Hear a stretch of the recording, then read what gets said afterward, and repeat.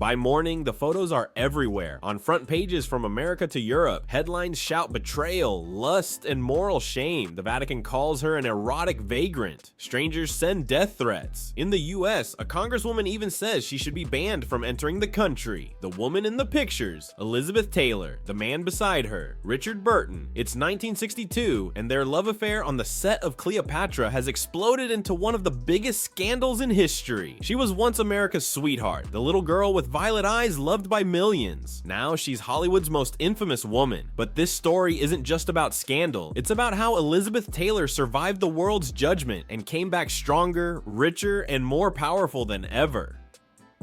From fairy tale childhood to Hollywood's darling.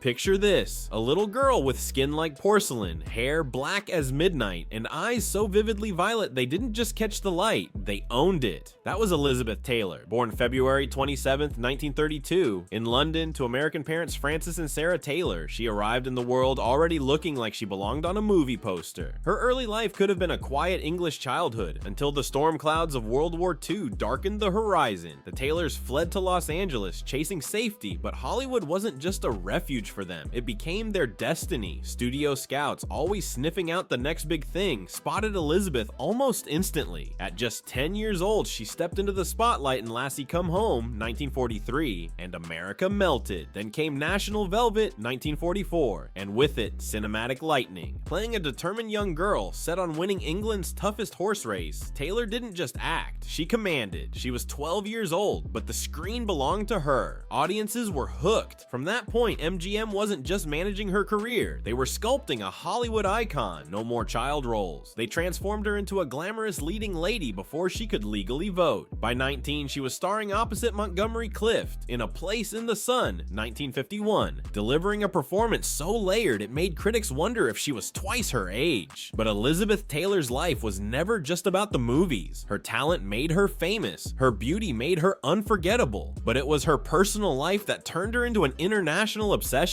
Because in the decades to come, her romances, scandals, and headline-making choices would burn even brighter than the Hollywood lights that first discovered her. A string of marriages and the first big scandal, Taylor's love life became tabloid gold. At 18, she married Conrad Nicky Hilton, heir to the Hilton Hotel empire, in a wedding so lavish MGM used it for publicity. But behind the sparkle, Hilton's drinking and violent temper turned the fairy tale into a nightmare. 9 months later, the marriage was over. Her second marriage to actor Michael Wilding brought 2 sons but fizzled after 5 years. Then came Mike Todd, the bold, charismatic film producer who swept her off her feet. He was larger than life, showering her with jewels, gifts, and adventure. They had a daughter together, and Taylor called him the love of her life. That love story ended tragically in 1958 when Todd's private plane crashed, killing him instantly. Elizabeth was 26 and devastated. Enter Eddie Fisher, crooner, TV star, and Mike Todd's best friend. He was also the devoted husband of America's sweetheart, Debbie Reynolds. Reynolds and Fisher had 2 young children, one of them the future Star Wars icon, Carrie Fisher. At first, Fisher was simply a friend offering comfort, but grief turned to romance, and in 1958, the affair became public. America erupted in moral outrage. Taylor was called a home wrecker and husband thief. Legendary Gossip's columnist Hedda Hopper declared war on her. Publishing the now infamous quote, Taylor insisted she never said, "Mike is dead and I'm alive." Reynolds played the part of the wronged wife to perfection, earning public sympathy while Taylor became Hollywood's villain. Despite the backlash, Taylor married Fisher in 1959. She would later call it a friggin' awful mistake. Still, even as scandal swirled, her career only grew. She delivered powerhouse performances in Cat on a Hot Tin Roof, 1958, and Butterfield 8, 1960, winning her first Oscar after nearly dying from pneumonia. But nothing could prepare the world for what came next. The Cleopatra Affair. In 1960, 20th Century Fox signed Taylor to play the title role in Cleopatra for a record-breaking $1 million. It was Hollywood's most ambitious epic, and from day one, disaster loomed. The original shoot in England was plagued by bad weather, halting production when Taylor became seriously ill with pneumonia.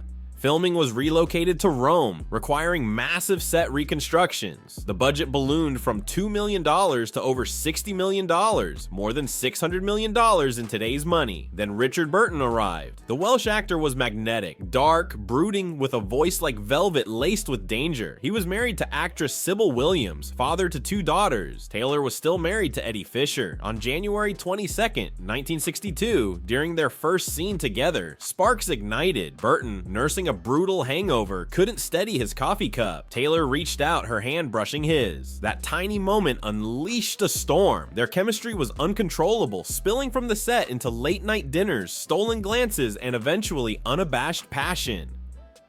Paparazzi captured them on a yacht in Ischia, Italy, kissing like no one else existed. The fallout was instant and nuclear. Le Scandale goes global. The photographs made front-page news worldwide. The Vatican published an open letter condemning Taylor's erotic vagrancy. Death threats arrived by the sackful. A US congresswoman suggested barring both Taylor and Burton from the country as moral threats. Eddie Fisher, humiliated and enraged, allegedly pointed a gun at Taylor while she slept, telling her, "Don't worry, Elizabeth. I'm not gonna kill you, you're too beautiful." The public was scandalized. In early 1960s America, divorce was still taboo, adultery even more so. Male stars often got away with affairs. Women were shamed into silence. Taylor refused to hide. Meanwhile, Cleopatra was drowning in debt. The studio blamed Taylor, suing her and Burton for $50 million, claiming their affair had ruined the film's reputation. The pressure was so intense, Taylor considered retiring altogether, but she didn't.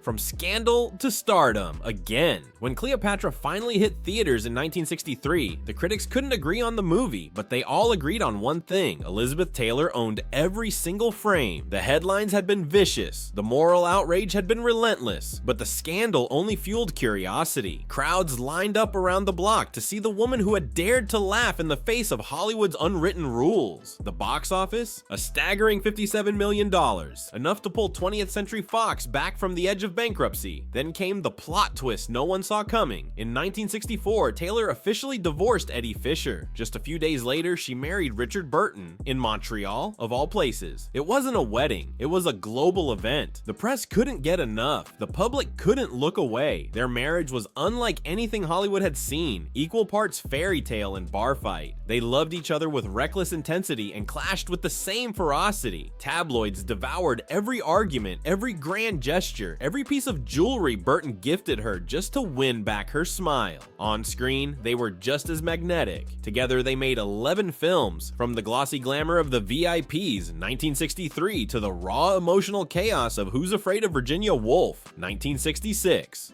For that performance, Taylor didn't just act, she disappeared into the role, transforming herself into a weary, sharp-tongued, middle-aged woman, earning her a second Oscar. But love stories like theirs rarely last forever. The couple divorced in 1974, only to stun the world by remarrying in 1975. And divorcing again just a year later. Through every high, every heartbreak, the world stayed hooked. Elizabeth Taylor and Richard Burton weren't just living their lives, they were performing a love story so dramatic even Hollywood couldn't have scripted it better. Reinvention and Redemption. By the 1980s, Elizabeth Taylor was no longer chasing movie roles. She was rewriting what it meant to be a Hollywood legend. Instead of fading quietly, she stepped onto the Broadway stage and into the spotlight of a far greater cause. At a time when AIDS was spoken about in whispers and ignored by politicians, Taylor refused to stay silent. In 1985, she launched the Elizabeth Taylor AIDS Foundation, raising millions and demanding the world pay attention to a crisis it desperately wanted to hide. She didn't just lend her name, she put her reputation, influence, and fearless voice on the line. Her courage earned her a new kind of respect, one built not on diamonds or headlines, but on grit and compassion. And while tabloids obsessed over her 8 marriages to 7 men, Taylor never let the narrative be written for her. She wore her love life like her jewels, boldly, unapologetically, and entirely on her own terms. "I am my own commodity," she declared, a sentence that summed up her entire life. Why this scandal still matters. Elizabeth Taylor's death on March 23, 2011, at age 79, closed the final chapter on a life bigger than any script Hollywood could write. She left behind more than jewels, Oscars, and box office hits. She left behind a legacy that roared louder than the scandals meant to destroy her.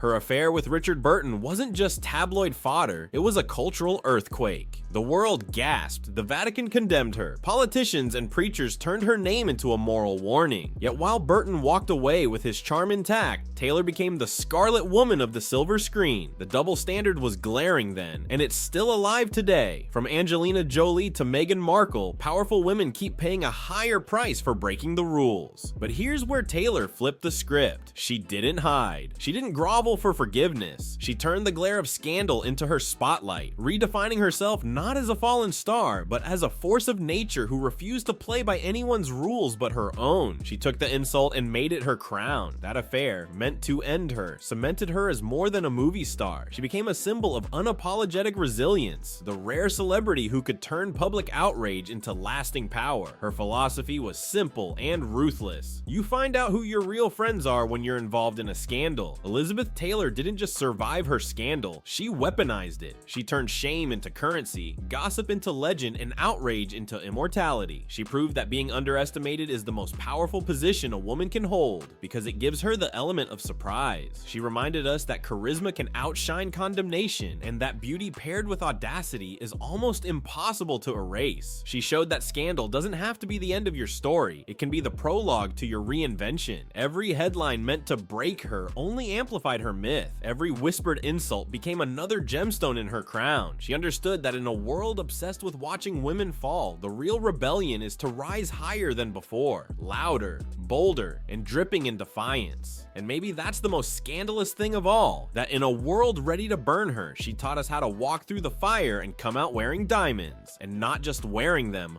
owning them. In conclusion, Elizabeth Taylor's 2011 death closed the curtain on a life bigger than any Hollywood script. Her scandal with Richard Burton rocked the world, but instead of crumbling, she turned outrage into power. Taylor didn't survive the storm, she owned it, transforming gossip into legend and proving scandal could be the crown of a true icon. Loved it? Smash that bell, drop a comment below, and thanks a ton for watching.